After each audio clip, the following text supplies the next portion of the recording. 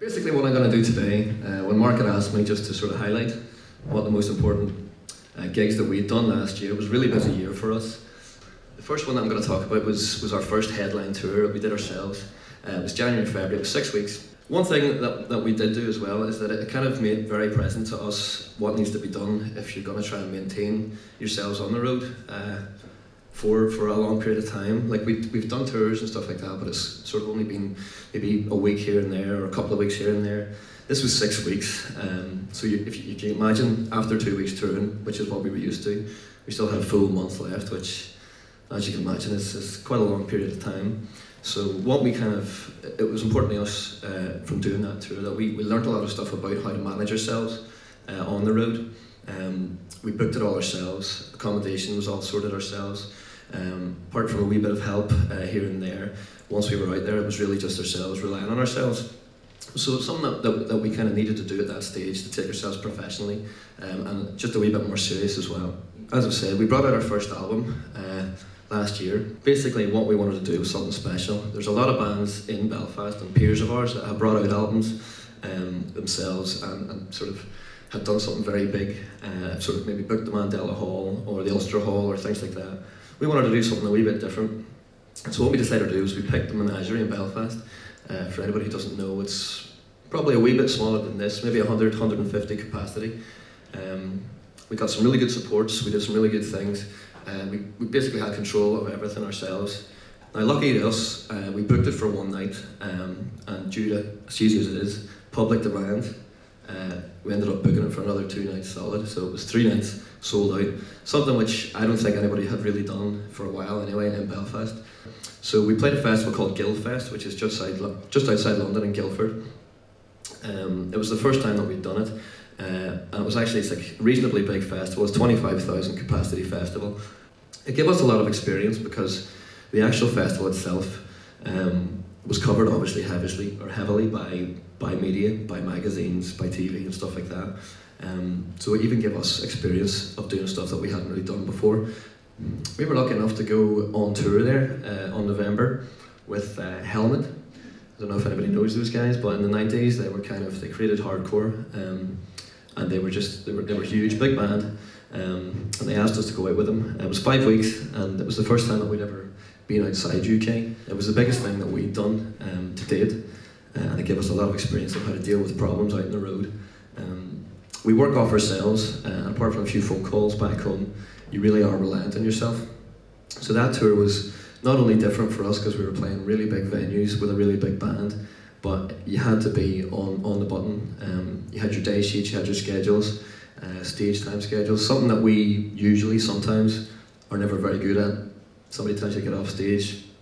It has happened in the past that we've played on maybe 1 or 2 songs after we should have. So that gave us a lot of experience and a lot of insight in how to things like that do work and what's expected of you as a band. Glasgowbury is, it's just become a benchmark in Northern Ireland for how to run a fantastic, really entertaining live music event. And Cillian Stewart from Castlepalooza, fantastic camping, there's art, there's music, there's film, there's stalls. It's a great way to spend a weekend. Really, Glasgowbury came about from, it was really a therapeutic thing. I had a person close to me went away, and I had a good friend her sister went away too, and it was both cancer, so we just she said to me, we need to do something, and I said, the only thing I know to do is gig, because I was a musician. So that's how it kicked off, and the shape it's in now, we are a non-for-profit social enterprise that does a lot of stuff on the ground for young bands as well, and the festival is one thing, Mark, you know what I mean? And the festival, from where we were in the first year to where it is now, I think, because there's no template. You're saying there's a lot of festivals now. I don't even think there still is a template for festival organisers. I don't know, Cillian, have you the template? The stories that we were saying about how they come about, they're not that, well, let's get a lawyer and accountant and let's put it together and ship it out. You know, I think it was organically grown. It's from the heart. Yeah, absolutely. Absolutely. And Cillian, what about you? Where did Castlepalooza come from? Where did the idea kind of... Slightly different. I was 29, and I don't know, a lot of men, when they get to near their 30, they kind of get a bit freaked out about, where they're going, what they're going to do. So I did it in 2006, and it lost a lot of money. But the beauty of it was that everyone that went, there was probably about 1,000 people there. They all had a very, very good time. And is that what made you do it again, despite the fact that you hadn't kind of... Yeah, I'd say a bit of advice for anyone to do it. If you're going to do it, don't do it once.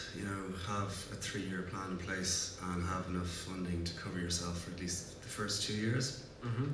Because I did the second year, and again, it lost money, but not as much as the first year. So I thought, right, I'm onto a winner.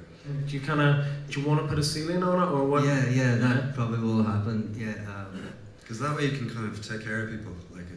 Yeah, because any feedback, that coming back, a lot of people, they don't want things to get overpopulated, because if you, like Castlepalooza, if there's like a family, when people say family, I mean family to me is the musicians, the people that meet you at the car park, the whole lot, and I think that feeling's there. I think you could lose that if you went too big. Yeah. I think now, for somebody that might be thinking of doing it, they need to find a niche, and not do what everyone else is kind of doing at the moment. Castlepalooza has its own niche, it's boutique, there's a lot of stuff that goes on throughout it. It's, sold as a weekender type of thing. It's not sold just on the lineup, and same with Paddy's, so it's kind of like, obviously there's a lot of genres of music and stuff like that, and there's different niches, and people are kind of, getting into various different things as they go older, etc., etc. So if you kind of pick something that somebody's not doing, and then do it, get the market for that, promote it, then you're on to a winner. I used to, when I was younger, wonder what this pending license was. There's the thing, is that the promoter going to run out? He's only sold 4 tickets or something. But no, it's a very important part of your show. You have to look at whenever, for us, we're in a sort of abstract top of mountain. Maybe the site you pick will be more accessible. It might be just off the motorway, which gives buses, all the rest, plenty of access. So you have to think about, and you also have to think about what cars is coming up onto your site, who are they, what's the regs, how many's in it. Especially if you're limited capacity, because whatever that gentleman's local council area is, they may be watching for that, saying, I'll grant you for 1,000 mark, 2,000, Yeah, the travel to the site's very important. Make sure it's near a town, so there's a lot of buses, train station, etc. Hotels, they're important for the punter. Could you get me a wee train station? And then the actual site, it's great that it's close to the town, but it also needs to be far away so that you can go late with your stages, so you can make in terms of sound and stuff. Yeah, right, exactly. I thought maybe we'd chat a wee bit about my career in Wonderland in the music business, and which obviously encompasses my life mostly as an agent, because although I've kind of managed people and I promoted concerts, I still think of myself primarily as an agent. A bunch of mates of mine, including my very best friend, a guy called Vince McCusker, inspired by the success of them and by them as music, decided to form a group, and the group were called the Blues by Five. Fast forward, maybe 4 or 5 years, I move across to London, and then he formed a new group, so I kind of by default became their manager and their promoter and their sound engineer and their roadie and their lyricist and the person that wrote the wee stories just to introduce the songs, and also the last person to be paid, because in the music business you're always moving. You're always either you're moving up, or if you're not moving up, you're moving down. You can never mark time. If you mark time, you're actually moving down. The other thing about the music business, and some of the earlier panelists were talking about this as well, is the power of recommendations. If you work with somebody and they personally recommend you to somebody else for whatever reason, then it's much more than you ringing up and saying, "Hi, I'm Paul Charles, blah, blah, blah, blah, blah," and trying to make a connection that way. So I got a call from the guy called Andrew Lauder, who worked at their record label, United Artists, and he'd just taken on this new act, and they were a great act, beautiful, brilliant act, very, very tight. Although they were kind of come out of the pump thing, they were very, very tight, had a great sound, played well, kind of very quirky harmonies and brilliant songs, and they released an on-release, a really, really classic series of singles, and they were the Buzzcocks, and we looked after the Lurkers, Penetration, the Radiators from Space, the Gang of Four, Human League, and even Elvis Costello came out of that thing. And that's really all because we had that shop window dressing of working with the Buzzcocks, getting them a great lead sheet. They were one of the most successful bands in terms of ticket sales, punk bands at that time, in terms of ticket sales and eventually single and album sales. As I said earlier, I was a big fan of them. I loved them. Thought they were great. The Them Again album, I played a lot then. I still played a lot. I think it's great. Some classic work on it.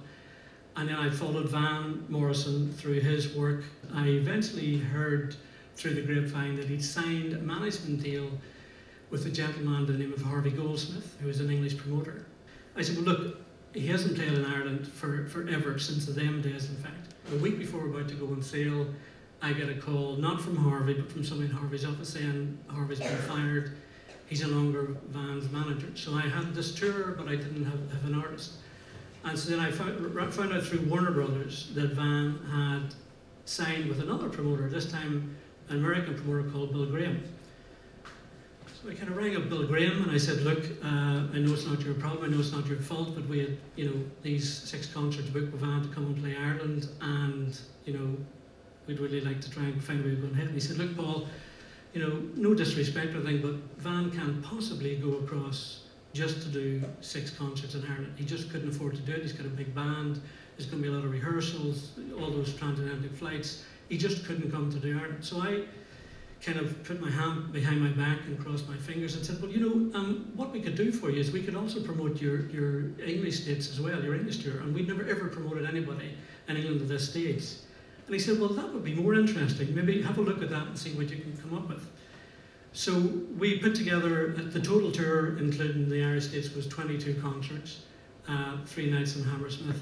And I kind of pitched it really, really high, because everybody I knew in London, every single person I knew in London, were Van Morrison fans. So that either says something about Van Morrison's music, or it says something about me. I think it probably says something more about Van Morrison's music. Another artist that I kind of, again, had worshipped from afar and listened to this side of the speakers, and had done for ages, was Tom Waits. I was in Los Angeles on one of my trips to kind of try and find, artists to bring over or to do a bit of business. And as ever, when I would get to go to Los Angeles, I would kind of drop my bags in the room and immediately go to 2 places down in Sunset. One was called Bookshop, which is still there, which is an amazing, incredible bookstore. But right across the road from Bookshop is Tower Records. I'm in Tower Records and I spot promotional material for Ones in the Heart. Remember the album that Tom Waits did with Crystal Gale, and it had just come out. So I kind of go up to the girl assistant behind the counter and I say, oh, look, do you have any copies of the One from the Heart left? I see there's got your promo. And she says, I don't know how to tell you this, but I just sold the last copy. And don't look now, but I just sold it to Tom Waits. And he stands behind you over there and then. So I kind of thought, okay, now is not the time for subtlety. So I walked up and I introduced myself. I said, I'm Paul Charles of Asgard. And he said, oh, we've heard about you from this guy, the good guy in Asylum. And so, we talked and we went out and had a cup of tea, and then we had another cup of tea, and then we had another cup of tea, and about 3.5 hours later, I became the regent, and still the regent. Your book about the music business, Paul, I imagine that's based mostly on truth and true story. The problem I found with writing, I also write crime novels, and with a crime novel, it's fiction, so you can write anything at all you want to write, and it's fiction, and you can hide behind that. But in something that's factual, like the Playing Live, or I did one, How to Succeed in the Music Business, or I did one on the Beatles, and the problem is that every single thing that you say has to be 100% correct. So like, if we're having a conversation now in the bar next door over a cup of coffee, and I say to you, yes it is, the B-side of Ticket to Ride is a great B-side, and it actually isn't in fact the B-side, it doesn't really matter. It's just between the two of us. But if you put it in a book, it's like a major thing. You go into email hell from people going, you realise it, blah, blah, blah. So what it means is that when you're doing it, you have to go over and over and over your stuff and check it and cross-check it to get it 100%.